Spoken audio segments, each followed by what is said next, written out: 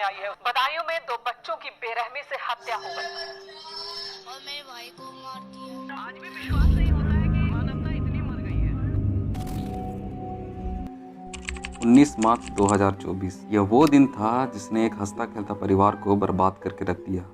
2 मासूम बच्चों की बड़ी ही बेरहमी से हत्या कर दी जाती है, वो भी उनके घर में और उनके घर वालों के मौजूदगी में। और इस हत्या ने पूरे मोहल्ले में तनाव की स्थिति बना देती है। चारों तरफ अफरा तफरी का माहौल हो जाता है और लोग सड़कों में गाड़ियों को जलाने लगते हैं। तो आखिर क्या है मामला और लोग इतने उग्र क्यों थे और उन 2 बच्चों की हत्या किसने की?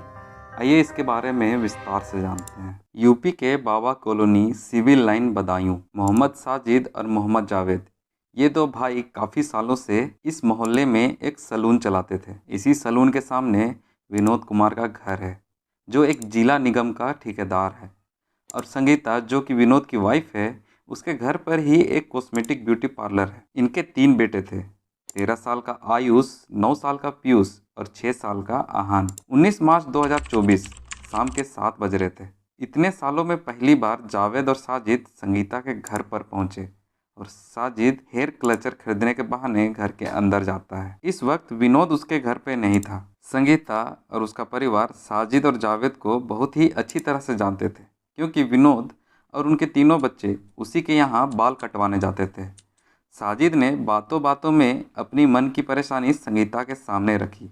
वो संगीता को भाभी कहकर बुलाता था। साजिद ने संगीता को यह बताया कि उसकी प्रेग्नेंट वाइफ हॉस्पिटल में भर्ती है और डॉक्टर ने रात को 11 बजे डिलीवरी होने का समय बताया है, इसलिए उसे 5,000 की बहुत ही सख्त ज़रूरत है। संगीता ने साजिद से कहा कि 1 मिनट रुको, मैं अपने हस्बैंड से पूछकर तुम्हें पैसे देती हूँ। संगीता के हस्बैंड भी साजिद और जावेद को अच्छे से जानते थे, इसलिए विनोद ने संगीता को पैसे देने के लिए कह दिया, क्योंकि उनके भी बच्चे थे और कोई भी भला आदमी ऐसे सिचुएशन में मदद कर ही देता है। इतने में साजिद ने कहा कि परेशानी के चलते उसे अच्छा नहीं लग रहा है और उसके मोबाइल में भी नेटवर्क नहीं आ रही है, तो इसी बहाने उसने छत पर जाने की बात कही। संगीता घर में चाय बना रही थी। साजिद बड़े बेटे को छत पर बुलाया। जैसे कि आपको पता है, साजिद ही संगीता के बच्चों का बाल काटता था, तो वो भी उससे काफ़ी फैमिलियर थे। दूसरे बेटे पीयूष, जो कि 9 साल का था, उसे साजिद ने पान मसाला लाने के लिए बाहर भेज दिया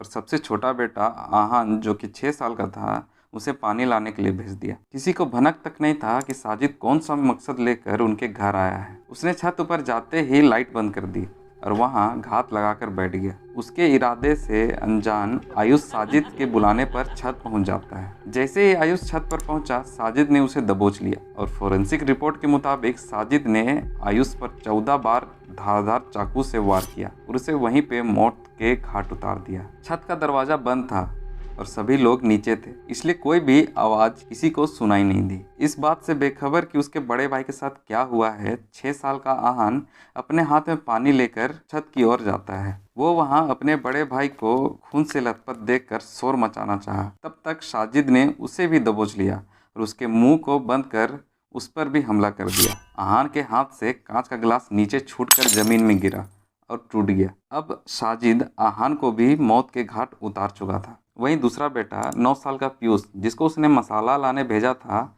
वो लौट कर आया और जब वो छत ऊपर जाने लगा तो उसे कुछ शोर सुनाई दिया। शायद ये शोर कांच के टूटने और आहान की चीख की थी। पर जब तक पीयूष छत पहुंचा, तब तक साजिद उसके दोनों भाइयों को मौत के घाट उतार चुका था। चारों तरफ बस खून ही खून था और साजिद कोने में छुपकर उसका इंतजार कर रहा था। साजिद का इरादा उसे भी मौत के घाट उतारने का था। साजिद ने पीयूष पर भी हमला कर दिया। उसने उसके मुंह को दबोचकर उसे भी मारने की कोशिश की, पर जमीन पर टूटा हुआ कांच का एक टुकड़ा साजिद के पैर में चुभ गया। इस वजह से पीयूष उसके चंगुल से छूट जाता है और भागकर नीचे आ जाता है। इस हमले के दौरान पीयूष के सर पर और हाथ पर चोट आया था, पर फिर भी पीयूष बहुत ही बहादुरी के साथ अपनी जान बचाकर नीचे भागा। नीचे भागकर उसने अपने माँ और दादी को हड़बड़ाहट में सारी बात बता दी। तभी साजिद उसका पीछा करते हुए नीचे आया। उसके कपड़े खून से रंगे थे और हाथ में चाकू था। यह देखकर संगीता घबरा गई और समझ गई कि साजिद कोई नेक इरादे से यहाँ नहीं आया है।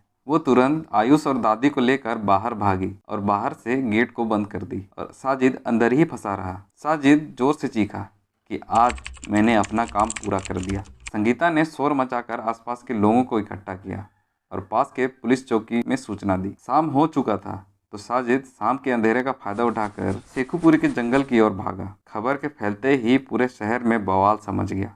लोग अचानक से हिंसक हो गए। गुस्साई भीड़ ने साजिद और जावेद का दुकान में घुसकर तोड़फोड़ की और आग लगा दी। पूरे इलाके में तनाव का माहौल था। यूपी पुलिस तुरंत एक्शन लेते हुए सर्च ऑपरेशन चलाया और इस घटना के कुछ ही देर बाद यह खबर सामने आई कि पुलिस ने एक एनकाउंटर में साजिद को मार गिराया। साजिद का भाई जावेद फरार हो गया था, जो कि बताया जा रहा था कि साजिद के साथ ही घर के बाहर था, जिस पर पुलिस ने 25,000 का इनाम भी रखा था। इस अपराध के पीछे का मकसद सिर्फ जावेद को पकड़े जाने पर ही पता चल सकता था, क्योंकि आज से पहले ये दोनों कभी उनके घर नहीं आए थे और ऐसा कोई मिलना जुलना भी नहीं होता था।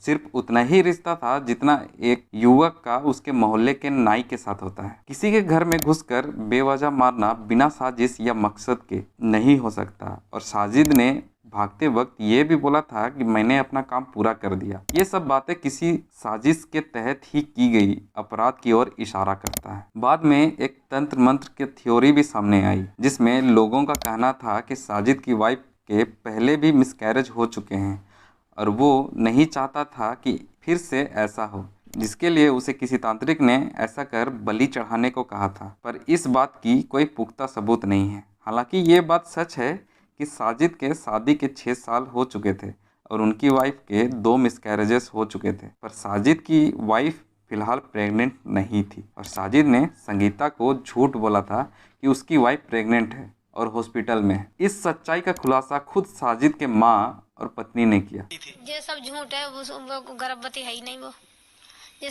इसलिए ये जो तंत्र मंत्र के एंगल है वो अभी क्लियर नहीं हुआ है। इसके बाद घटना के 48 घंटे बाद 21 मार्च को एक वीडियो वायरल हुआ, जिसमें जावेद दिखाई दिया। जावेद भागकर दिल्ली चला गया था, पर शायद इनकाउंटर के डर से वो सरेंडर करने वापस लौट रहा था, जिसे लोगों ने बदायूं से 50 किलोमीटर दूर बरेली के बस अड्डे पर पकड़ लिया।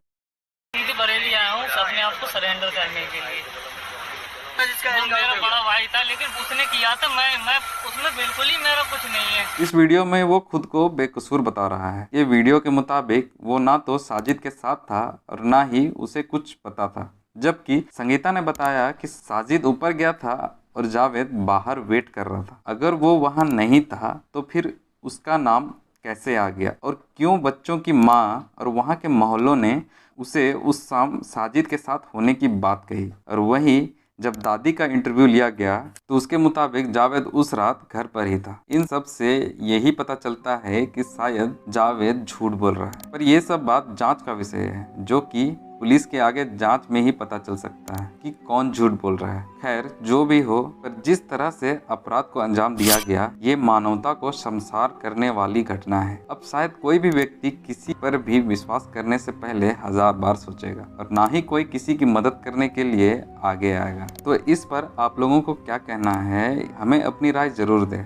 और अगर आपको हमारी यह वीडियो पसंद आई हो तो इसे लाइक जरूर करें और हमारे चैनल को सब्सक्राइब करें। हम आपसे मिलते हैं किसी नई कहानी के साथ। तब तक के लिए आप अपना ख्याल रखिएगा। धन्यवाद।